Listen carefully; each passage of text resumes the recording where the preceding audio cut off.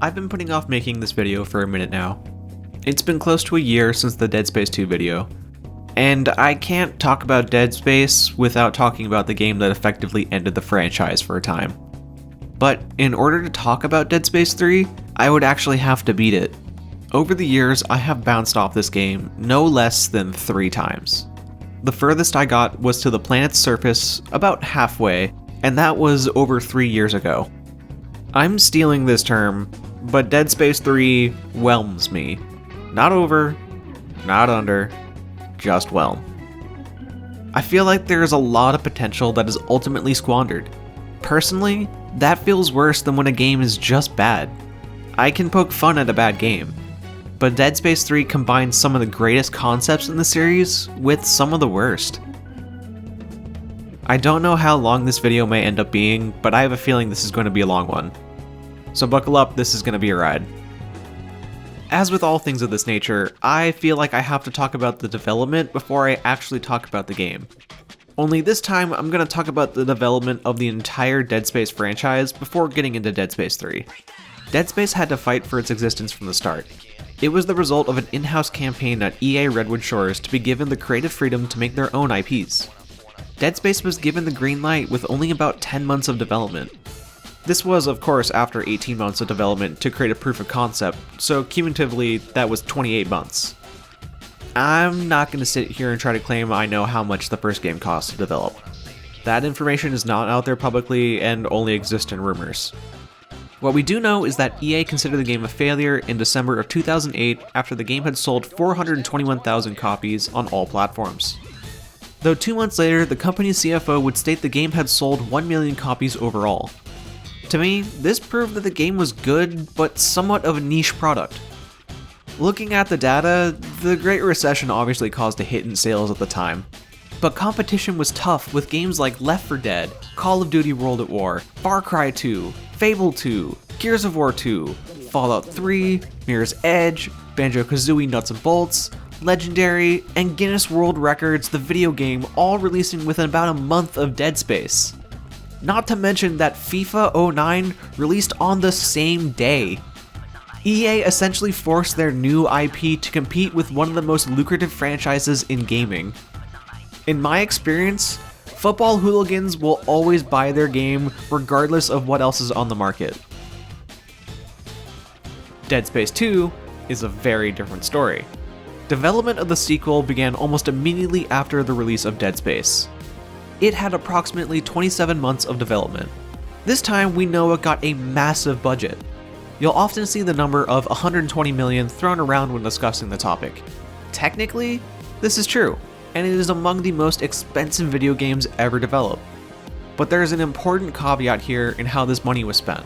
Approximately 60 million was spent on actual development. The other 60 million was spent on marketing. This resulted in the inclusion of Bullet with butterfly wings in the trailers, and the creation of the Your Mom Will Hate This Game trailer that is really cringy to look back on. I think it'll make a person become insane. This game is an atrocity. It's revolting. It's violent. It's everything you love in a game. And your mom's gonna hate it. Why would they even make something like this? Not to mention the book, movie, and 2 prequel games created before release. Dead Space 2 would ship 4 million units, but was considered another commercial failure. Despite all their rage, EA is still just a rat in a cage.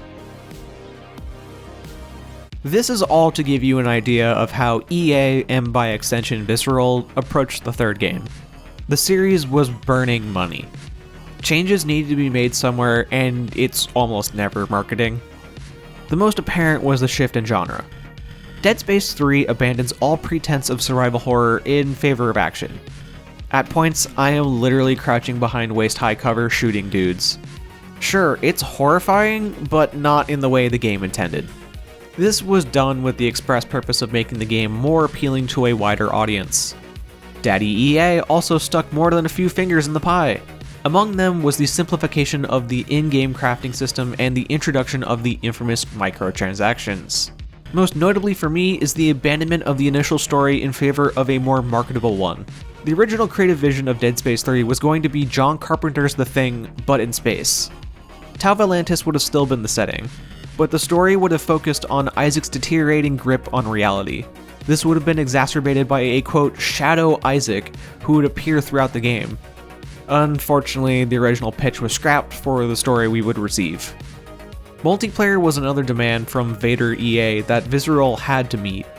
Instead of slapping together a multiplayer component like the last time, Visceral would design the game around co-op. Originally, Shadow Isaac was going to fill this role, but again, not the game we got. The fact this is a co-op game is very apparent when you start seeing double in single player. But it is more than just that. Entire missions and pieces of story are locked away behind co-op. Characters will perceive the same cutscene differently and have private conversations with other characters. And this guy, cool army man Sergeant Carver who the second player controls, you learn next to nothing about him as a character in the single player. He just appears and disappears at random. This is also reflected in the cutscenes at times. Realistically, if you played the single player, you only have access to a fraction of the whole game.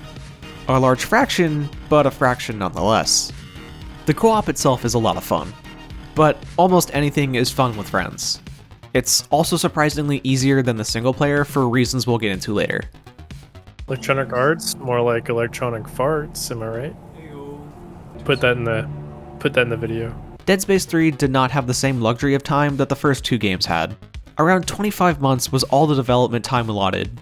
A 2 to 3 month difference might not sound like a lot, but that was more time that could have been spent planning, prototyping, producing, or polishing. An additional setback is that while developing Dead Space 3, Visceral was working on another 3 projects. These were the last Battlefield 3 DLC, Army of Two Devil's Cartel, and what I'm going to assume was the pre-production of Battlefield Hardline. That's a lot of juggling that one studio has to do. I know and understand the concept of multiple teams within a studio, but this is an issue at a management or publisher level.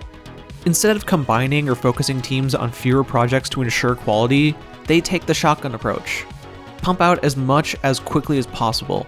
Most of the games are going to be garbage, but there will be the occasional ringer that will pay for the development of the failures. Dead Space 3 would go on to be considered another commercial failure. It had great launch sales, followed by a massive drop-off. The only solid number I could find is that 605,000 copies were shipped in North America. There were actually plans for a 4th game, one that would have centered around a different protagonist and includes a bunch of spoilers for what happens in this game. It sounded really cool conceptually, but instead a small team was left to make the Awakened DLC. Visceral would from then on not be allowed to work on their own IPs again. Battlefield Hardline came and went before the studio went quiet. Before their closure in 2017, the team at Visceral was working on a Star Wars game called Project Ragtag. It was going to be a heist set sometime after Episode 4. Sounded really neat, especially since Amy Hennig was going to be the game's director. Too bad EA disbanded the studio in favor of developing multiplayer-focused games. An attitude that still shines through to this day. To sum up development, Visceral was done dirty, and Dead Space 3 is a shadow of what it could have been. I would have loved to have seen the team's original vision of Dead Space 3. I feel like we still get bits and pieces of it though. But that's enough talking about development. I'm 1,507 words into the script and I still haven't said much about the actual game. Visually, Dead Space 3 is just as appealing to look at as Dead Space 2. There's no major graphical overhaul like there is between the first two games, which honestly I don't have a problem with. Dead Space 3 looks great for a game made for, at the time, 7-year-old hardware. My gripe is actually with the environmental design this time around. See, a lot of areas are copied and pasted, whole hallways, rooms, like this joke, so it gets a little confusing. There are rooms I encounter both near the beginning and the end of the game. This was probably a necessity development-wise. I also can't help wonder a bit if Visceral didn't write themselves into a corner. Most of the setting occurs in military ships and bases. The visual style of these locations replicates the standardization of modern militaries. Dead Space 3's final area is the most visually memorable of the story, but that might be due to the fact that it is not constructed out of the same bland military bulkhead I've been staring at all game. From a story perspective, this all makes sense, but from a player's point of view, it causes a lot of the game to blend into visual soup. Even the snowy areas begin to lose their charm once you realize that the side paths almost always lead to this branching room with 3 dead ends. Them snow physics though. To be fair, the prior Dead Space games were filled with boring corridors. My counterpoint is that the individual rooms were usually unique or designed around a theme or function that doesn't come across in Dead Space 3's environment. Performance-wise, the game is incredibly stable. It did not crash or hitch on me at all while playing, though to play it on PC you'll have to install Origin again. This leads to its own problems. As in previous Dead Space videos, I recommend using a controller. However, if you're using a PlayStation controller like I am, then there are some extra steps for you. Dead Space 3 only recognizes X input devices. Download DS for Windows and you'll be all good. The game is also full of not so cleverly hidden loading screens like previous titles. The loading elevators return, but there is a new contender for the most obvious loading screen. These shuttles are used to get from place to place. The outdoor view of these shuttles is clearly a pre-rendered cutscene. It is running at a lower resolution than the inside of the shuttle. Audio design is something that Dead Space is notable for, and I think 3 mostly lives up to the standards set by its predecessors. The enemies are as weird and fleshy sounding as ever. I like a vast majority of the weapon sounds. Overall, nothing in the soundscape sounds terribly out of place from my expectations. The music is co-composed by Jason Graves, but some new blood enters the ring. Jason Hannigan brings more action than horror to the table with his compositions.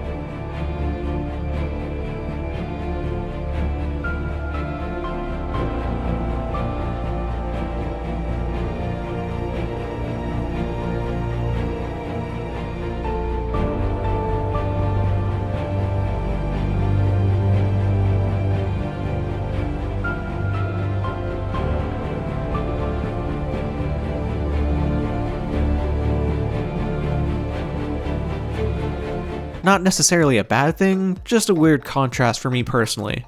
The quiet moments in Dead Space are few and far between, and honestly don't feel as tense. You often don't have time to appreciate the subtleties in the soundscape, but when I do, I can hear whispers. A subtle reminder that Isaac is fucking bonkers from prior marker exposure. The voice acting is pretty good. What do you think is worse, Buckle? Dying along with everyone else, or being the only one who survives? It's not the dying that scares me. It's not making a difference before I do. I'm still fond of speaking Isaac, even in this game. Isaac's team do a pretty decent job as well. The human antagonist is a personal standout for me.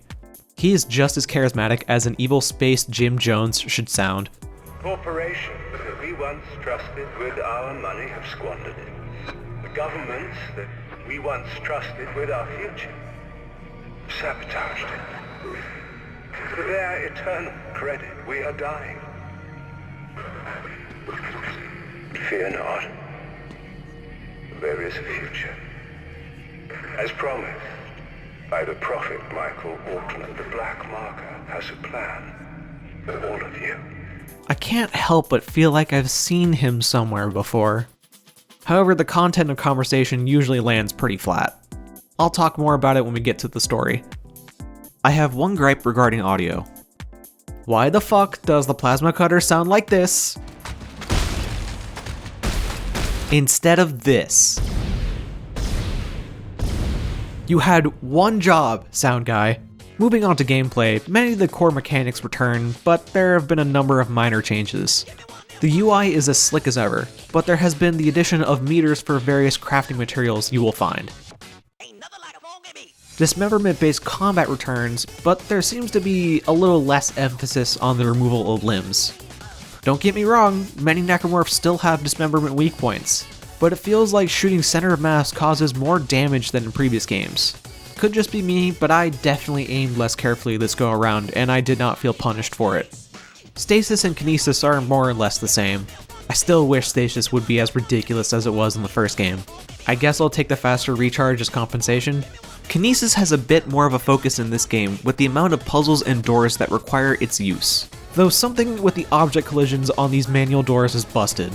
You can hear the model of the opening mechanism rattling in the door, and it just keeps going until you interact with the door again.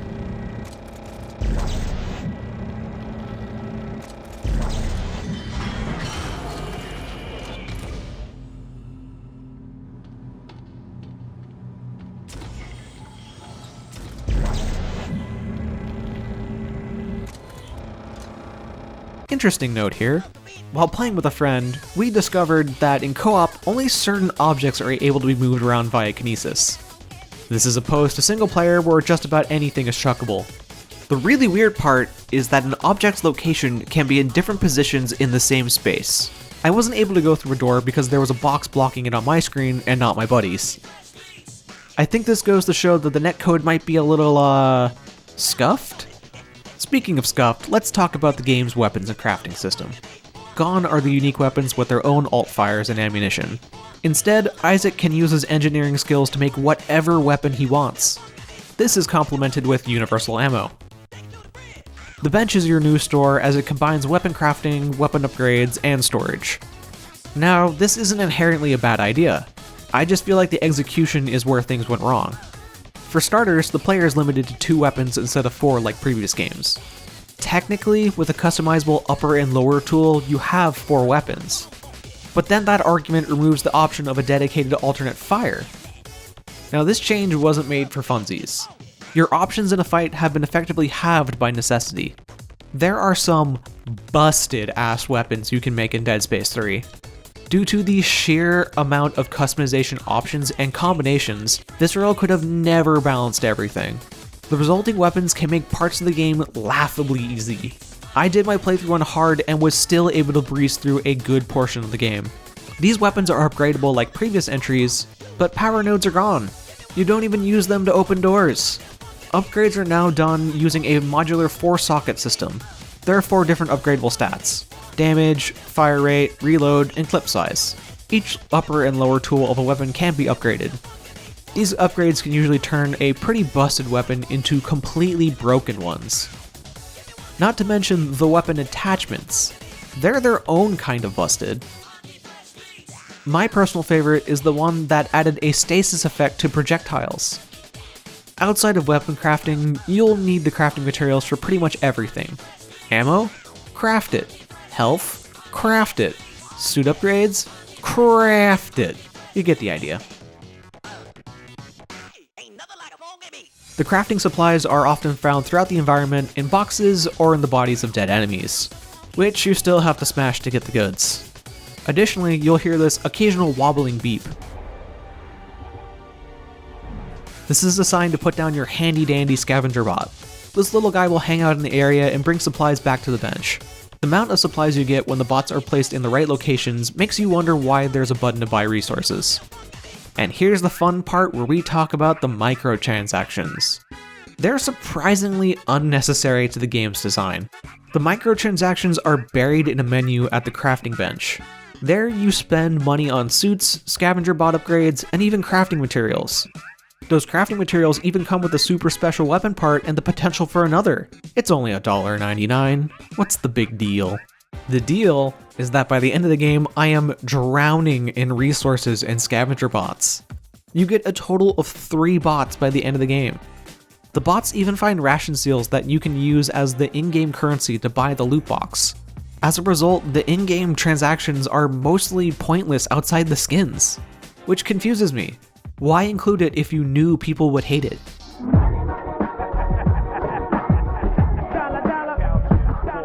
This game got a lot of vitriol on release because of the microtransactions. I was one of the people who initially boycotted Dead Space 3 because it included them. It wasn't until a friend of mine at the time would gift me the game that I would get my hands on it. Ultimately, these microtransactions are pretty tame compared to some of the more predatory ones of today. You aren't paying $20 for a skin or for the potential ability to earn rewards if you sink enough time into this one game. Plus, at least you're guaranteed to get a valuable part and you don't have to spend $15K to get something max rank. While I stand by boycotting for the reasons I did, I don't know if the vitriol was really necessary, because ultimately, the nightmare future many of us worried about back then exists anyways. Microtransactions are riddled in most games, and many video games are services rather than products. Akin to a second job, if you will. I played Eve for a time, so I know what it's like. Due to the more action-oriented gameplay, Isaac's movement has been enhanced.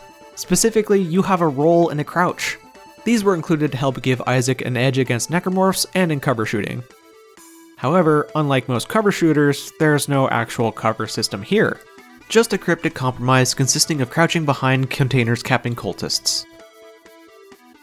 But I can count on 1, maybe 2 hands, the number of encounters where I fight normal humans.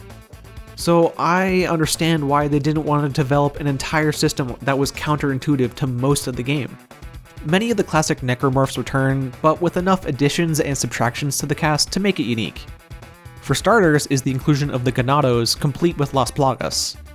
The enemy design is pretty much lifted from RE4 here. You can call it homage all you want, but that is copying someone else's homework and slightly changing the answers. They are boring design-wise when compared to the most basic slasher. My first reaction is, oh no, zombie man, and not, holy Jesus, what in the flying fuck is that? Gone is the classically horrifying infector. Instead, it is replaced with little bugs called the Swarm that combine the functions of the infector and swarmer into one enemy. I'm personally not a fan of this enemy change. I liked my previous flesh nightmares that didn't look like spiders. Severed heads with tentacles return, but they have their own unique twist now. They can take over the bodies of dead unitologists and use their weapons to shoot you. Cool enemy conceptually, only made lesser by the inclusion of actual gun-toting enemies. My favorite new enemy that isn't within Spoiler Town is the Feeder. These are packs of lanky humanoids sans eyeballs. They're what happens when a healthy human being eats necromorph flesh. Fucking terrifying. Feeders are weak, but numerous. This is an enemy that you don't want to be trapped in a corner with because they will break your knees faster than a lone shark on Friday. They're also the only enemy with an associated stealth mechanic. There are times when you enter dark rooms with groups of them huddled about. You can very easily sneak around them by doing the usual crouch walk. In fact, it is something that a lot of people likely don't know about. I didn't until I saw Mandalore's own Dead Space 3 video. Most players' first reaction when they walk into a room of feeders is to start blasting. Returning to the cast is another favorite, the Stalkers. The Velociraptors still retain their pack hunting aspect, but they seem far more ape-like than in Dead Space 2. Specifically, their charging run. Something in the animation gives me this gut feeling that I'm about to be mauled by a chimp rather than an archaic bird. There are a few more flesh beasts to talk about, but I feel like that lies within spoiler territory. Which leads us to the story of Dead Space 3. There are some really great ideas, marred by bad pacing, loss of scale, poor characters, and a lack of consistency. The general premise of the story is that Isaac Clarke has been called back in for one last job to investigate the potential source of the markers. He's also being hunted by Space Elton John and the Jets, who think that Isaac is an existential threat to the natural order of things. The setting is split between scavenging derelicts in orbit and surviving the frozen planet. It just so happens that both are teeming with necromorphs. Both locations have their own pros and cons, but I personally think that the planet is the better part of the game. Exploring the outside of ships is cool because the zero-gravity gameplay from Dead Space 2 returns. But the innards are that visual soup I was talking about earlier. Kinda hard to compete when some of the coolest stuff in the series is on the planet. Isaac and his team are on a desperate race against time. Though that is never made apparent beyond what characters are telling Isaac and by extension the player. Like initially on the moon, everything looks totally fine, but characters make it sound like civilization is collapsing around you. Okay, I'm getting dangerously close to spoiler territory. I'm gonna have to end the non-spoiler story section here. My general thoughts are that the story is disappointing with kernels of goodness. It is a shame that this was the story we got rather than the one we could have had. To avoid spoiler, go here.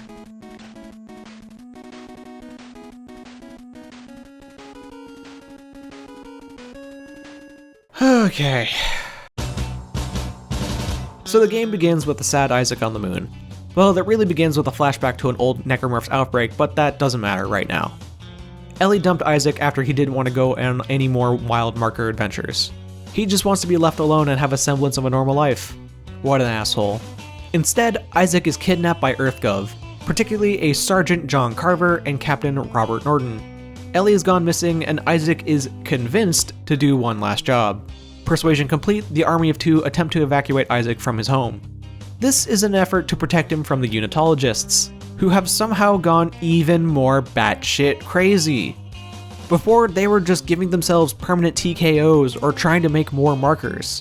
Now they're suicide bombing cars and hunting Isaac down due to the threat he presents toward the markers. He is the marker killer after all. The Unitologists have lost some of their nuance as religious space crazies, but I don't care because the story is bad anyway. Isaac, who has generally been shown to value human life, is blasting through groups of Unitologists like it's nothing. This leads to a bit of personal cognitive dissonance that I can't quite get over through the entire game. It's among those consistency problems I mentioned earlier. I'm going to talk about some, but there's just so many I'm going to have to pass over others. Isaac makes it to his rendezvous point and is intercepted by Space Elton John. He tells Isaac about the circle of life before describing his song, which is Sacrifice. But Isaac's still standing and applies some Philadelphia freedom to the necromorphs resulting from Blue Eye's space terrorism.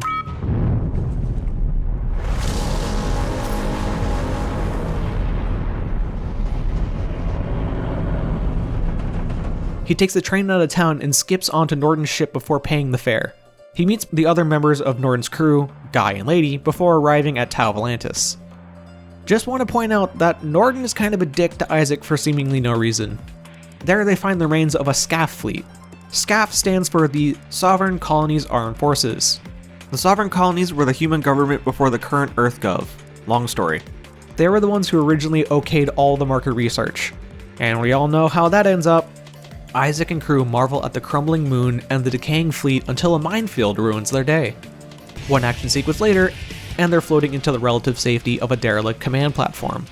On board, they find the mummified and still moving remains of the crew, but they also find Ellie and the remainder of her crew. Ellie's had some upgrades since the last game. I'd rather see your titties. Oh, and Ellie and Norton are together now. Did I mention that Norton's a bit of a dick?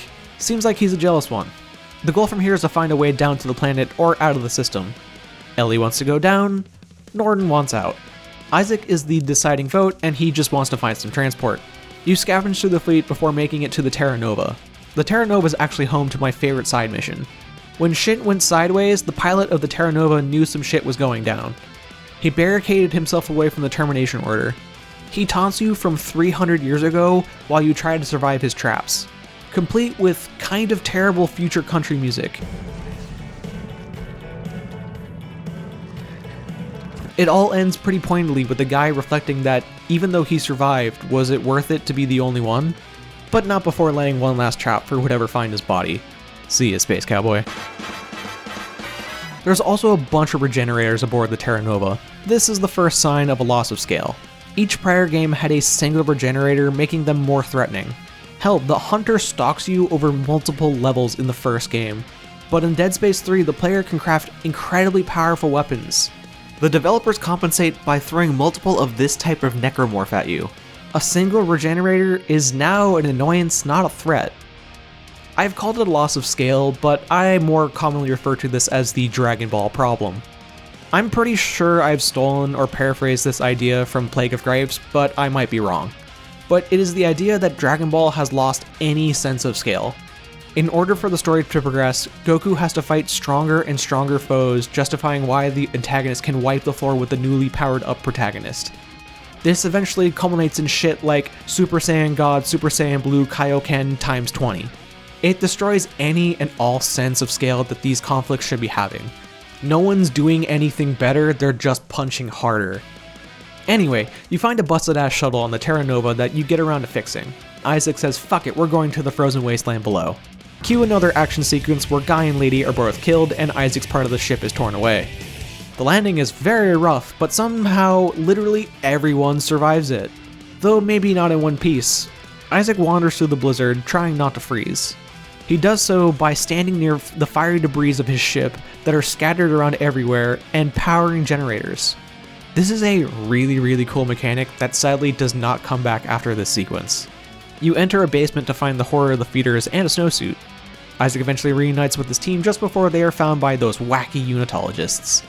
Isaac is separated again before rejoining back at a warehouse containing the Nexus.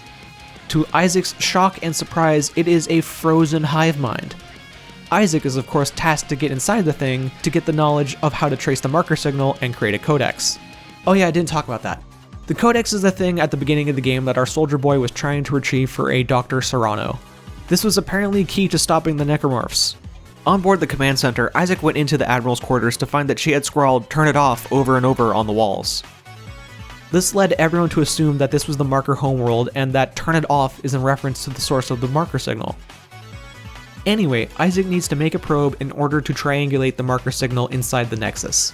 But you get intercepted by this fucking necromorph who gets in your way for a lot of the time you're on the planet.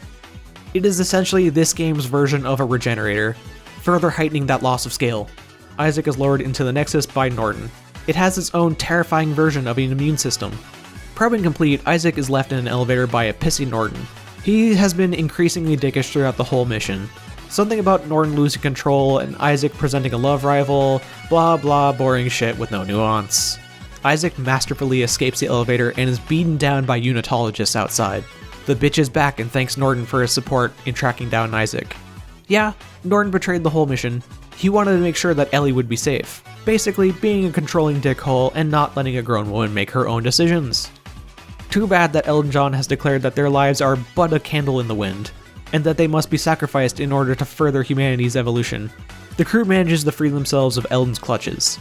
It is at this moment that the Nexus awakens and dishes out some crocodile rock while letting Rocket Man escape. I guess that's why they call it the blues. I'll stop. What follows is a rehash of the final boss of Dead Space. Honestly, it's pretty great. The fight is similar to that of the Hive Mind with some twists. The thing eats you halfway through and you have to kill it from the inside. This gives me some serious Gears of War 2 vibes. I love any game that has the player run around inside a giant creature. Isaac is vomited up by the Nexus and promptly kicked in the gut by a vindictive Norton.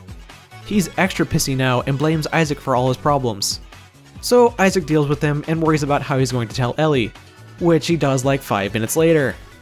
And she's understandably upset, but then begins to go on about how Isaac didn't believe in us or this mission, and my brain begins to tune out. Honestly, this love romance drama is beyond boring. It feels very out of place with how critical the mission is supposed to be. Part of me wants to justify it by everyone is going crazy with all these markers around. But that's a lie, because this is a story that's been Frankenstein together after Visceral had to throw out most of their perfectly good horror story. By the way, something I may have forgotten to mention. The planet is covered in markers. Everyone's mind should be fried upon setting foot on the planet. It's just one of those inconsistencies, like how door tech has apparently not upgraded in 300 years. Whatever, Norton's dead, and now Isaac and crew have to find pieces of some lady called Rosetta. Only it's not a lady, it's an alien! Which, yeah, no shit, it's an alien if you just look at the damn cross-section with your eyes. But Carter seems to lack visual object recognition skills appropriate of a man his age. Anyway, with Rosetta together, the team can make a new codex using the information stored in her brain. Isaac has a vision ex machina that gives us a plot dump. Turns out, the aliens were not the ones to create the markers. They merely found them 2 million years ago. They too propagated the markers for their seemingly limitless energy. Cue a planet-wide necromorph outbreak resulting in a convergence event. Now, in unitology, convergence is the process in which all of humanity will come together in a single entity or made whole. The reality is that all the biomass produced, including necromorphs, is flung into orbit with a prime marker. These coalesce into a moon, which is the final evolution, as it were, of necromorphs. These moons exist solely to consume all organic life in the galaxy. They create the marker signal and blast black markers deep into space in the hopes that it will be picked up by organic life. That life will create more moons, or the signal will last long enough for other moons to triangulate on it. The aliens tried to rectify their mistake. Using the last of their species and resources, they made a machine that flash froze their ocean planet to stop the completion of the convergence event. This, in theory, would prevent the moon from completing and hunting down more organic life. I am personally in love with this entire idea. It answers the Fermi's paradox, resulting in most of the galaxy being dead space. He said the thing! Plus, it gives further and deeper meaning to the phrase, "make us whole." It is a simple 3-word phrase that humanity either took as a religious sign or an instruction set. In reality, it was simply a distress signal being sent by an unfinished zombie planetoid that wants to feast on all organic life. This is some unexpectedly great writing and world building from what is otherwise a mediocre game. It actually builds upon the lore of the series and provides a sense of cosmic horror that Dead Space was built upon. This is one of those few times I think we get a glimpse at the original concept of Dead Space 3, and it is phenomenal. Of course, this is all cut short with the return of Rocket Man. He takes the codex and is determined to shut off the machine and resume convergence. Because even after hearing all of that, crazy religious man can only quintuple down on his crazy. Sunk cost fallacy is wild like that. Anyway, Ellie dies in a room of caustic gas. Isaac goes berserk and slaughters every unitologist in his way while chasing Elton under the icy surface. The alien city below stands out from the rest of the visual soup to be among my favorite locations in the series. It's up there with the Church of Unitology. Everything is weird and alien, including the necromorphs. These boys seem to be replacements for the brutes, and I'm a fan, mostly for their weird designs. The area is sadly a bit too short, but is fantastic overall as it requires you to learn and recognize bits of the alien language to proceed, though you can cheat with subtitles. At some point, Isaac snatched the codex back and has a heart-to-heart with Carver. We also learn that Ellie's actually alive and made it out using ventilation ducts, only to be captured by urologists. At the top of the machine, Isaac is stopped by Sir Elton Hercules John holding Isaac's tiny dancer at gunpoint. He demands the codex or he will blast Ellie. Isaac shows he is willing to lose another significant other in an attempt to save greater humanity. Honestly, Isaac Clarke is a better man than most. But Carver doesn't have a cold heart. He tosses the codex to Elton, who slaps it into the machine. It's goodbye Yellow Brick Road from there as the moon awakens and the planet begins to rip apart. Ellie demands Isaac don't go breaking her heart, but he has one last mission to do. Isaac Clarke is going to kill a moon. Remember the Dragon Ball problem?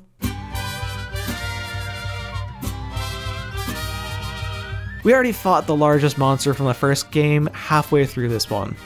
The devs must have naturally felt they needed an evolution of scale to show how Isaac has improved as a necromorph slayer. But this whole sequence is counter to that idea.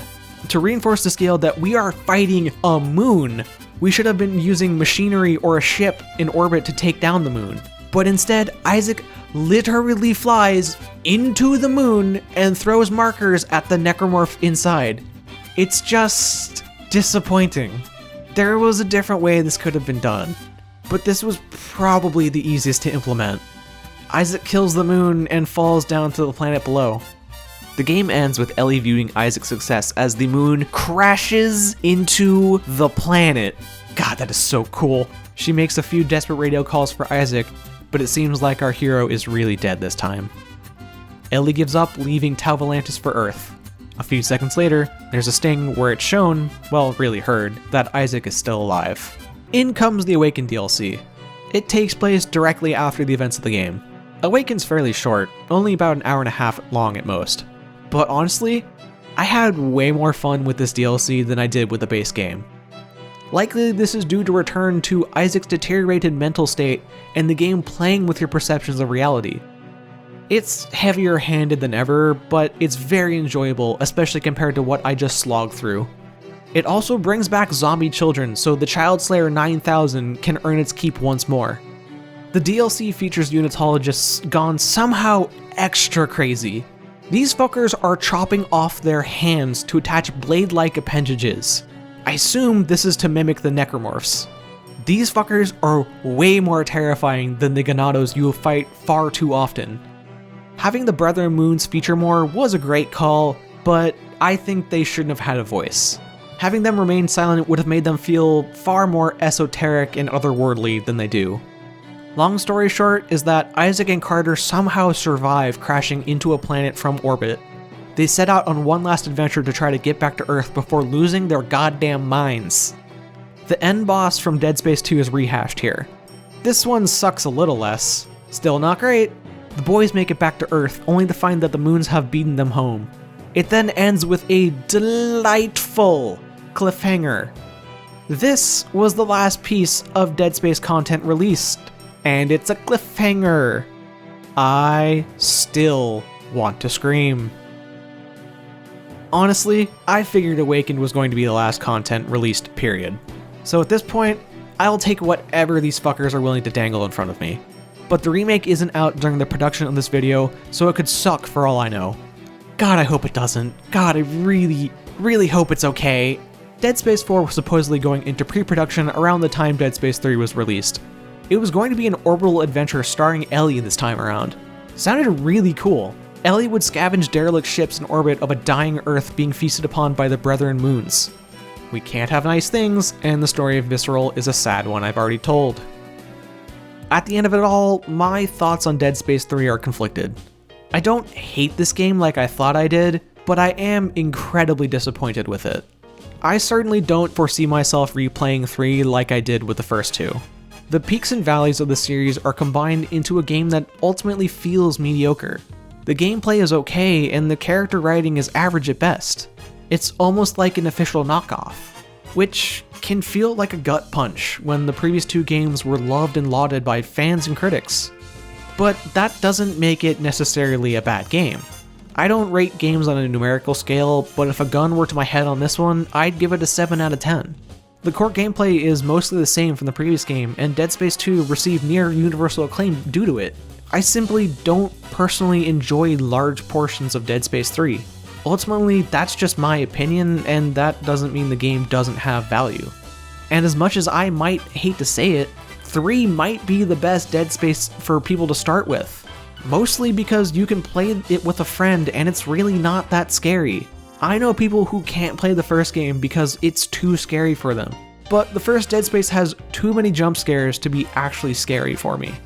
Dead Space 3 is available on Steam after EA famously stiffed the platform from the release of Battlefield 3 to Jedi Fallen Order in favor of Origin. You still have to use it to actually play your EA games though. It's just another terrible form of DRM akin to Uplay. Dead Space 3 costs $20, so I definitely recommend waiting for a sale, especially given who stands to profit from a purchase. With Dead Space 3 finished, I'm eagerly awaiting both the remake and Callisto Protocol. Sci-fi horror is on the rise, and I'm very excited. The next review will be a return to form with something incredibly strange. It's time to start really reaching into that bucket. Thanks for watching.